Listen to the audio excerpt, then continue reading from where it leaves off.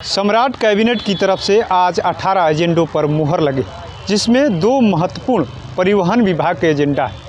परिवहन विभाग ने एक बड़ी पहल किया है। 1 अरब 10 करोड़ की राशि की स्वीकृति की गई है इलेक्ट्रिक वाहनों को लेकर के। इसके अलावा चार्जिंग पॉइंट बनाए जाएंगे, यानी जिस तरीके से प्रधानमंत्री नरेंद्र मोदी ने पेट्रोल को लेकर के, डीजल को लेकर जो अपील किया, कहीं ना कहीं बिहार सरकार और परिवहन विभाग ने उसको देखते हुए एक बड़ा फैसला लिया।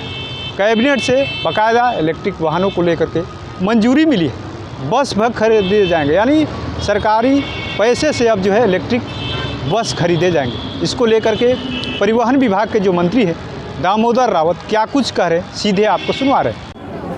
आज बिहार राज्य मंत्रिपरिषद कैबिनेट में परिवहन विभाग का 2 महत्वपूर्ण एजेंडा पारित किया गया।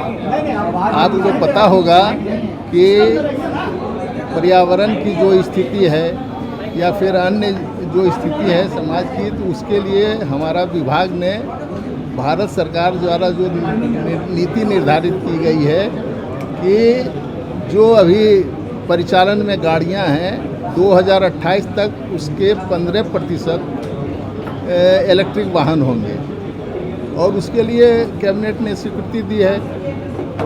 उसके बाद एक और स्वीकृति हम लोगों को मिली है कि जो इलेक्ट्रिक गाड़ियां बढ़ेंगी उसके लिए चार्जिंग स्टेशन जगह जगह पर शुरू करने की बात की स्वीकृति दी गई है। तो इसमें मेरा यह कहना है कि जो इलेक्ट्रिक गाड़ियां खरीदेंगे तो सामान्य वर्ग को हम लोग जो तिपहिया वाहन खरीदेंगे तो 50,000 रुपया देंगे सरकार की तरफ से प्रोत्साहन राशि, और SC और ST समुदाय के लोगों को हम लोग 60,000 रुपये का प्रोत्साहन राशि देंगे। उसके अलावा स्कूटी जो महिलाएं चलाती हैं उनके लिए भी हम लोगों ने प्रोत्साहन राशि स्वीकृत कराई है कैबिनेट से, क्योंकि बिहार में महिलाओं के सशक्तिकरण के लिए अनेक महत्वपूर्ण कार्य किए गए हैं। इसलिए जब स्कूटी महिलाएं खरीदेंगी तो सामान्य वर्ग से 2,000 ज़्यादा रुपये उनको छूट मिलेगा। अगर वो महिला अपने नाम से उन गाड़ियों को खरीदती है स्कूटी, तो महिला को 12,000 रुपये हम लोग देंगे, और 10,000 रुपये सामान्य वर्ग के लोग जो स्कूटी खरीदेंगे। उसके अलावे जो SC ST समुदाय के लोग हैं उनको 12,000 रुपया देंगे। तो चार्जिंग स्टेशन जो होगा उसके लिए भी हम लोगों ने सब्सिडी की घोषणा की, और उनके लिए उसके लिए ही आज की राशि स्वीकृति की गई है। तो मैं आपको यह बताना चाहूँगा। और कुछ मंत्री जी, जिस तरीके से तेल को लेकर के, पेट्रोल को लेकर के जो बातें निकल के आ रही है कि सीमित यूज किया जाए, इससे कहीं जो समस्या है आने वाले समय में उसका समाधान होगा। देखिए, संख्या बढ़ेगी तो उसी के समाधान के लिए तो हम लोग नई नीति लाए हैं कि भी व्हीकल समूचे बिहार में उसकी संख्या बढ़े, और जो अभी परिचालन गाड़ियां हो रही हैं उसके 15% हम लोग 28 तक करेंगे, और फिर 30 तक हम लोग उसको 30% तक ले जाने का काम करने वाले हैं। बस परमिट और सर्टिफिकेशन को लेकर के अनियमितताओं की जो चर्चा हो रही है, इसका समाधान कैसे है? देखिए, आपने इस बात की जानकारी दी। मैं तो अभी 2 दिन पहले विभाग में आया, तो जिन समस्याओं से यह विभाग जूझ रहा है उसको हम लोग देखेंगे और उसको दूर करने का प्रयास करेंगे।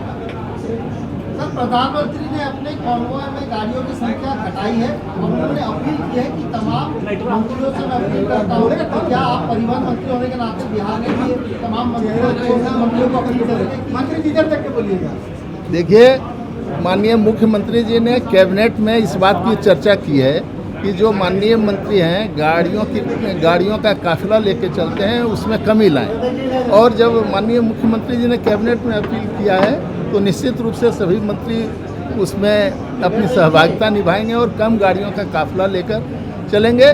लेकिन जिनको विशेष सुरक्षा प्रदान किया गया है उनकी गाड़ियों को हम लोग कम नहीं कर सकते हैं, कारण कि वह सुरक्षा का मामला हो जाता है। इसलिए जो जिनके पास साधारण सुरक्षा है वे सारे मंत्री मुख्यमंत्री जी के जो प्रयास हो रहे हैं उसके साथ। और कुछ थैंक यू, चलिए हो गया। तो आपने सुना किस तरीके से परिवहन विभाग की बड़ी जिम्मेदारी दामोदर रावत के कंधों पर है, और वैसे वक्त पर जब पूरा देश जो है पेट्रोल को लेकर के कहीं ना कहीं चिंतित है, पेट्रोलियम पदार्थों को लेकर के, और जिस तरीके से प्रधानमंत्री ने जो अपील किया है, कई लोग उसको लेकर के सहमे हुए कि आखिर में आने वाले समय में वैकल्पिक व्यवस्था क्या होगा। लेकिन परिवहन विभाग की तरफ से वैकल्पिक व्यवस्था की तलाश की जा रही। यूँ कहे कि वैकल्पिक व्यवस्था को लेकर के इलेक्ट्रिक वाहनों को बढ़ावा देने के लिए अब सरकार ने एक प्लान तैयार कर लिया है, और इसको लेकर के बाकायदा जो है कैबिनेट से मंजूरी मिल गई।